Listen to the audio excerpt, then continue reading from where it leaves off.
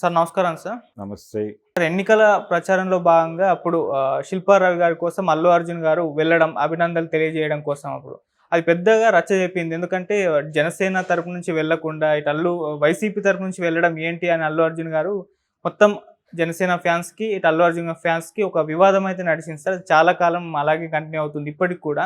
అయితే నిన్న ఒక ఈవెంట్‌లో అల్లు అర్జున్ గారు చేసిన కామెంట్స్ మరోసారి చర్చకు దారితీశాయి. నా ఇష్టమైన వారి కోసం వెళ్తాను, నా మనసుకు నచ్చితే వెళ్తాను, వెళ్ళాలి అన్నట్టుగా ఆయన మాట్లాడారు. ఇది ఖచ్చితంగా అది శిల్పారావు గారి గురించే స్పందిస్తూ మాట్లాడారని చెప్పేసి నెట్టింట చర్చ జరుగుతుంది. మరోసారి ఇది చర్చకు దారితీసింది. అల్లు అర్జున్ గారి ఫ్యాన్స్‌కి, పవన్ కళ్యాణ్ గారి ఫ్యాన్స్‌కి మరోసారి ఆ వార్ అయితే జరుగుతుంది సార్. మీరేం చెప్తారు సార్? అంటే ఒకటి ఆ స్టేట్మెంట్‌ని ఆయన వేదిక మీద నుంచి మాట్లాడిన మాటలను యథాతథంగా తీసుకుంటే 2 విషయాలు క్లియర్‌గా అర్థమవుతాయి. అది ఆయన చెప్పినటువంటి కాంటెక్స్ట్ వేరు. ఓకే. కాకపోతే ఆ కాంటెక్స్ట్ నుంచి విడగొట్టి గనక చూస్తే 2 విషయాలు స్ఫురిస్తాయి. ఒకటేమో నాకిష్టమైన వాళ్ళని వదిలిపెట్టను, వాళ్ళ కోసం ఎంత దాకా అయినా పెడతాను అనటం. అంటే శిల్పారవి కోసం ఆయన మెగా బంధాలను తెంచుకుని వెళ్ళాడు అని అర్థం చేసుకుని దాని మీద మాట్లాడొచ్చు. ఇంకొక సెన్స్ ఉంది. ఇష్టమైన వాళ్ళ కోసం ఎంత దూరమైనా పెడతాను అంటే వెళ్ళని వాళ్ళు ఇష్టం లేదని అర్థమా? అంటే పవన్ కళ్యాణ్ పిఠాపురం వెళ్ళలేదు ఈయన, కాబట్టి పవన్ కళ్యాణ్ అంటే అల్లు అర్జున్కి ఇష్టం లేదు అని క్లారిఫికేషన్ ఇచ్చాడు ఆ వేదిక మీద నుంచి అనే యాంగిల్లో కూడా ఈ కథను నడపచ్చు. ఇంకా ఆ కోణంలో మొదలైందా లేదా సోషల్ మీడియాలో అనేది నేను చూడలేదు, కానీ ఇది ఒక యాంగిల్ ఉంది దీనిలో. అయితే ఏ కాంటెక్స్ట్లో మాట్లాడాడు ఆయన?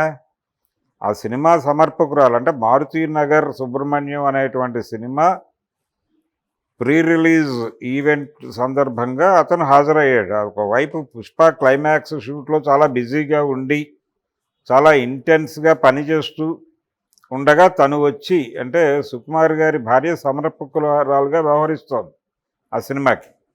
కాబట్టి ఆవిడ వచ్చి రిక్వెస్ట్ చేయడంతో ఈ ప్రోగ్రాంకి రావాల్సి వచ్చింది. నేను ఇంతే, నన్ను అంటే నా మనసుకి నచ్చిన వాళ్ళు నా వాళ్ళు అనుకున్నప్పుడు నేను వాళ్ళ కోసం ఏదైనా చేస్తాను, ఎంతవరకైనా పెడతాను అన్నాడు. అంటే ఇక్కడ వరకు పరిమితం అయితే ఆ గొడవ వచ్చేది కాదు. నా వాళ్ళు అనుకున్నప్పుడు ఏమైనా చేస్తాను, ఎక్కడి దాకా అయినా పెడతాను అనే అలా మాట్లాడాల్సిన అవసరం ఉందా అక్కడ? ఆవిడకి చెప్పాల్సింది ఆల్రెడీ చెప్పేశాడు. చెప్పిన తర్వాత దాని కొనసాగింపులో ఈ అగ్రెసివ్ స్టేట్మెంట్ ఇవ్వాల్సిన నీడ్ ఉందా అని అనుకున్నప్పుడు ఇది కొంచెం కావాలని యాడ్ చేసిన స్క్రిప్ట్ లాగా అనిపించింది ప్రపంచానికి. అనిపించి దాని మీద డిస్కస్ చేస్తున్నారు. ఇది అనిపించటం కరెక్టా కాదా అనేది వేరే ఎవరి పర్సనల్ గొడవ అది. అల్లు అర్జున్ అయితే చాలా క్లియర్గా తన అభిప్రాయం అయితే ప్రకటించేశాడు. ప్రపంచం ఏదైనా చర్చించుకోమని నాకు సంబంధం లేదు అని. ఇప్పుడు జనరల్గా ఆయన ఒక మాట అనటము, అది వివాదం అవటము, దాని మీద మళ్ళీ ఎవరెవరో వచ్చి క్లారిఫికేషన్స్ ఇవ్వటం ఇలా జరుగుతోంది. అయితే ఆ వేదిక మీద నుంచి 2 విషయాలు క్లియర్గా చెప్పాడు ఆయన. ఒకటి, పుష్ప 2 అనేది డిసెంబర్ 6 గ్యారంటీగా రిలీజ్ అవుతుంది. ఓకే. అదేదో వాయిదా పడుతోంది, జనవరి గడుతుంది, మార్చి గడుతుంది అనే ఒక ప్రచారం జరుగుతోంది. అంటే అల్లు అర్జున్ ఈ డిలేని అంగీకరించలేదు, ఈ డిలే మీద ఆయన కోపంగా ఉన్నాడు, ఆ కోపంతోనే విదేశాలకు వెళ్ళిపోయాడు లాంటి కథనాలు కూడా ఉండారు. సో వాటన్నిటికీ ఒక ఫుల్ స్టాప్ పెట్టే కార్యక్రమం చేశాడు ఈ వేదిక మీద నుంచి. లేదు, డిసెంబర్ 6 మేము వస్తున్నాం, మేము చాలా కష్టపడి సినిమా తీసాం, డెఫినెట్గా మీకు నచ్చుతుంది, పెద్ద హిట్ అవుతుంది అని ఒక కాన్ఫిడెన్స్ అల్లు అర్జున్ అభిమానులకి ఇచ్చాడు. అలాగే ఇక్కడ స్పెక్యులేషన్స్ చేస్తున్నటువంటి వాళ్ళకి ఒక వార్నింగ్ కూడా ఇచ్చాడు. అది ఓకే. అయితే ఈ స్టేట్మెంట్ ఏదైతే ఆయన సుకుమార్ గారి వైఫ్ గురించి మాట్లాడింది కూల్గా చెప్పేసి క్లోజ్ చేస్తే అయిపోయేది. రెండోది, ఇక్కడ జనాలు ఇబ్బందికరంగా అభ్యంతరకరంగా ఫీల్ అవుతున్న అంశం ఏంటంటే, నేను అభిమానుల కోసం హీరోనయ్యాను అన్నాడు ఆయన. మిగిలిన వాళ్ళకి అభిమానులు కావచ్చేమో కానీ నాకు ఆర్మీ అన్నాడు. అలాగే అడ్రస్ చేశాడు, అలాగే మాట్లాడాడు. ఇది కొంత గందరగోళాన్ని క్రియేట్ చేసింది. ఆయన వాంటెడ్గానే ఏదో చేయబోతున్నాడు, ఇంటెన్షనల్గా ఎమోషనల్గా ఉన్నాడు పవన్ కళ్యాణ్, కాబట్టి ఆయన డిజైన్లో భాగంగానే ఇదంతా జరుగుతోంది అనేటువంటి చర్చ చేసేవాళ్ళు పెరుగుతున్నారు. ఇదొక ఫేజ్ ఉంది, అంటే ఇదొక కోణం ఉంది ఈ కథలో. అందుకని అల్లు అర్జున్ యాక్చువల్గా మొదటి నుంచి తన గొడవ తను పడుతున్నాడు, తన కష్టం తను పడుతున్నాడు. ఈ పడుతున్నటువంటి క్రమంలో ఆయన ఎవరిని పట్టించుకుంటున్నాడు, ఎవరిని పట్టించుకోవడం లేదు, అది ప్రపంచం మాట్లాడుకుంటోంది, కానీ దాని గురించి ఆయన ఎప్పుడూ ఆలోచించినట్టుగా కనిపించడు. ఈ కనిపించని తనమే నిన్న కూడా ఎగ్జిబిట్ చేశాడు ఆయన. భవిష్యత్తులో కూడా అదే చేస్తాడు.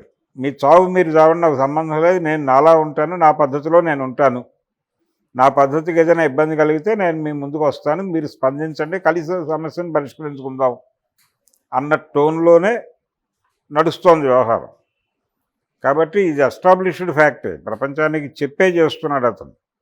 సో ఆయన్ని ఒకవేళ అక్కడికి వెళ్ళిపోతే మళ్ళీ అంటే అల్లు అర్జున్ని ఇబ్బంది పెట్టడానికి వీళ్ళు ఏం చేస్తారు అనేది ఒక చర్చ జరుగుతోంది.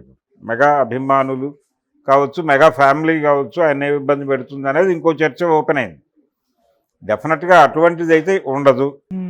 ఈయన మాట్లాడుతూ ఈయన శిల్పా రవి గురించి మాట్లాడిన రోజున కూడా ఎవరిని గాయపరచలేదు, చాలా క్యాలిక్యులేటెడ్గా మాట్లాడాడు. ఏది మాట్లాడాలో ఆ 4 వాక్యాలు మాత్రమే మాట్లాడి వచ్చేసాడు. అంతకుమించి ఎక్కువ వెళ్ళలేదు. వెళ్ళకపోవడానికి రీజన్ ఆయనకు తెలుసు స్పష్టంగా. అయినప్పటికీ ట్రోల్ చేశారు కదా, అల్లు అరవింద్ గారిని చేశారు, అర్జున్ని చేశారు, అందరినీ చేశారు. అవును. ట్రోల్కి ఎవడు అతీతం కాదు అని ట్రోలర్స్ ప్రూవ్ చేసుకున్న సందర్భం అది. అందుకని ఇదేదో వివాదం కొనసాగుతుంది అనుకోనక్కర్లేదు. ఈ వివాదం ముగింపు కూడా వాళ్ళ చేతుల్లోనే ఉంది. వాళ్ళు వాంటెడ్గా ఇది ఉండకూడదు అనుకుంటే ఉండకుండా చేయగట్టం అనేది వాళ్ళకి అరగంట పని, కానీ చేయట్లేదు. ఎందుకు చేయట్లేదు అంటే దీని వెనకాల వేరే వ్యూహం ఉండొచ్చు వాళ్ళకి. అందరినీ కలుపుకుని వెళ్ళాలి అనే ఉద్దేశంతో ఇలా చేస్తున్నారా అంటే అలా చేసే ఛాన్స్ ఉంది, చేసి ఉండొచ్చు కూడా. ఓకే.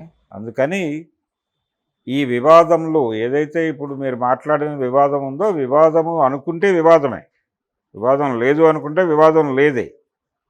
అంత ఒక రకమైనటువంటి బహిరంగము గోప్యము రెండింటిని మిక్స్ చేసి ఒక డ్రామా అయితే నడుస్తోంది ప్రపంచంలో. దానికి ప్రకృతి సహకరిస్తోంది. ఇది ప్రమాదం. Okay sir, thank you so much sir. Thank you.